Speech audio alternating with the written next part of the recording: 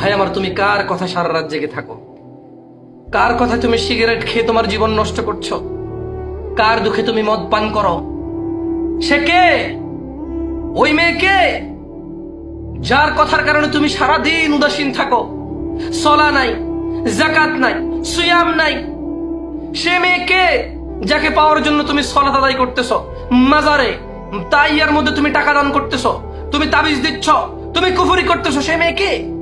তোমার মা, তোমার বোন, তোমার ফুফি, তোমার খালা, তোমার আপন চাচি যে তোমার চাচার ঘরে এখনো আছে? তালাক দিলে বিয়ে করা যায় সেটা ভিন্ন কথা, যে এখনো স্টিল তোমার আছে।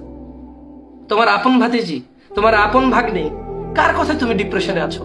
হুইসি হুইসি যার জন্য তুমি সলাত আদায় করতেছো, তারপরে সেই মেয়ে তোমাকে আই হেট ইউ বলে দিলে তুমি সলাত ছেড়ে দিচ্ছ, মদ খাওয়া শুরু করে দিচ্ছ, ধূমপান শুরু করে দিচ্ছ, গাঁজা খাওয়া শুরু করে দিচ্ছ। কে সে যার কথায় তুমি এত ডিপ্রেশনে থাকো? সে ধার্মিক না? সে ছেলে ধার্মিক, তুমি নাকি ধার্মিকা? সে নাকি ধার্মিক? আরে কিসের ধার্মিক, কিসের ধার্মিকা? যেখানে কথা বলা নিষেধ, তাকানো নিষেধ, দেখা নিষেধ, যেখানে মেলামেশা নিষেধ, যেখানে এরকম কল্পনা করা নিষেধ, যেখানে চিন্তা করা পর্যন্ত নিষেধ। লা তাকরাবুজ জিনা, ইসলামে একমাত্র একটা অপরাধ যেই অপরাধের কাছে যাওয়ার নিষেধ আছে, বাকি সব অপরাধ, ইভেন শিরক, শিরকের ব্যাপারে বলা আছে লা তুশরিক বিল্লাহ, আল্লাহর সাথে শিরিক করিও না। একমাত্র অপরাধ জিনা, যার ব্যাপারে বলা আছে লা তাকরাবুজ জিনা, জিনার কাছেও যেও না। তুমি কি মনে করছো সে ধার্মিক তোমাকে তাহাজ্জুদ পড়াবে?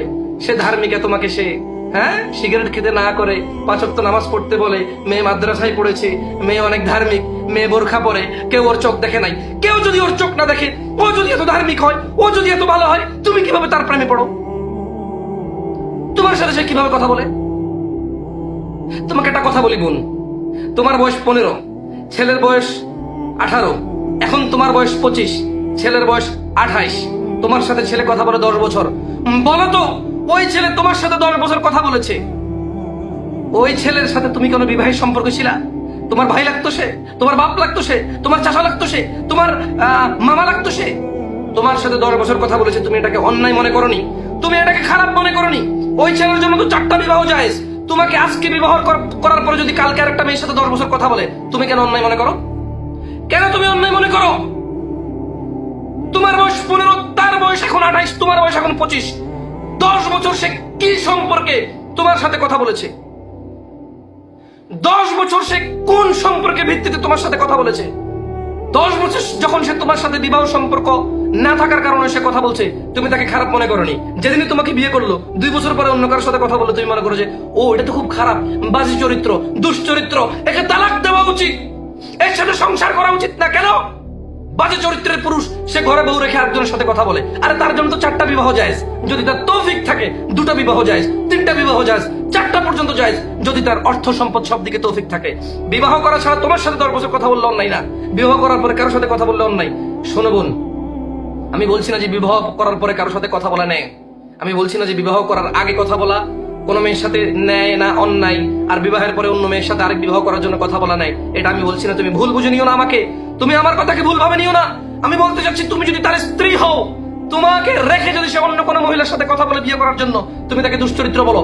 মনে রেখো, তুমি তার বিবাহিত স্ত্রী না, তোমাকে সে এখনো বিয়ে করেনি, তোমার সাথে সে কথা বলে, সে একটা দুশ্চরিত্র। বোন আমার, তুমি এই ছেলের ফাঁদে পড়তেছো। বোন আমার, তুমি এর মতো নোংরা দুশ্চরিত্র, বাজ চরিত্র, যে পুরুষ নামে কলঙ্ক, যে পুরুষই না। পুরুষ হলে সে চিন্তা করে আমাকে বিয়ে করতে হবে, আমাকে কাজ করতে হবে, পড়ালেখা করতে হবে, কাজকর্ম শিখতে হবে, কোনো একটা কর্মস্থল করতে হবে, আমাকে বিবাহের যোগ্য হতে হবে, আমাকে স্বামী হওয়ার যোগ্য হতে হবে, আমাকে পুত্র হওয়ার যোগ্য হতে হবে। কোন পুরুষ যদি সুপুরুষ সেরকম চিন্তা করে,